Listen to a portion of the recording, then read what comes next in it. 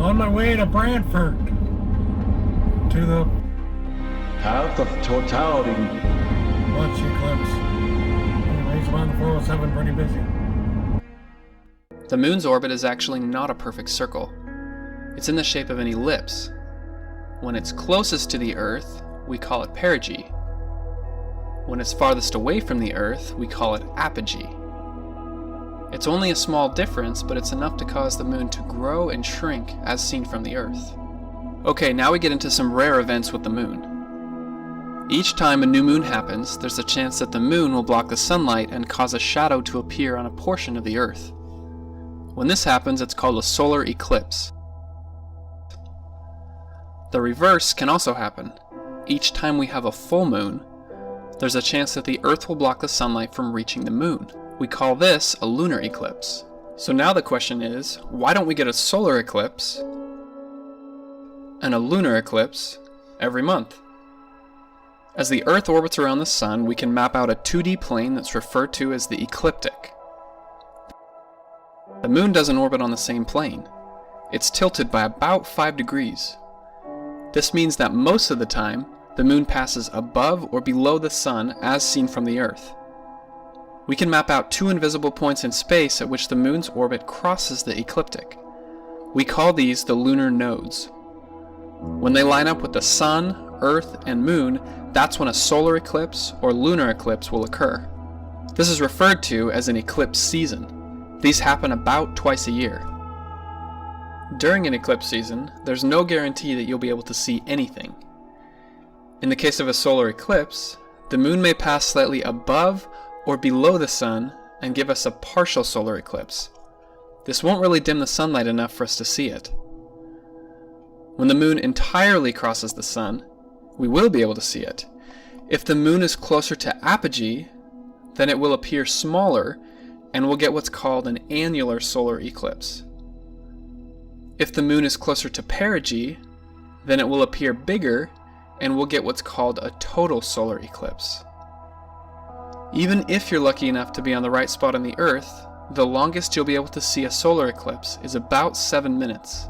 You'll need to be under the umbra, which is the darkest part of the moon's shadow. For a lunar eclipse, the Earth is the one casting the shadow. We may see a partial lunar eclipse or a total lunar eclipse. This can be seen from anywhere on Earth where it's night and will last for several hours. For about an hour, the moon will appear red because of the sunlight bending around the Earth. This is where the term blood moon comes from. So next time someone says the words solar eclipse or lunar eclipse, you could explain it to them, or you could just send them a link to this video. Okay, we're sitting at Kenzie's and Brad's. We're here for the eclipse. Should be kind of cool. Locked and loaded. Here we go. It's already started. First contact's been made. No, it's not. You don't even know. You could have been fooled into it. Sunscreen is on. Okay. Brad's having a good puff there. Relaxing. The animals are getting weird. Are you starting to act weird? Ravenous. Woo! It's on our head. Dirt.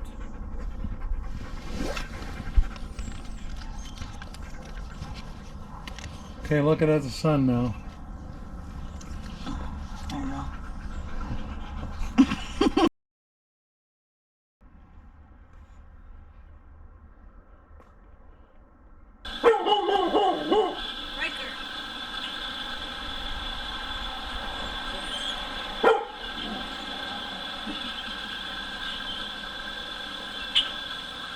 Yeah, street lights are on. You can see them over there. It looks way darker in person. It looks. Yeah, it still looks sunny here, but it's getting darker now. Oh, here it goes. Brad, look.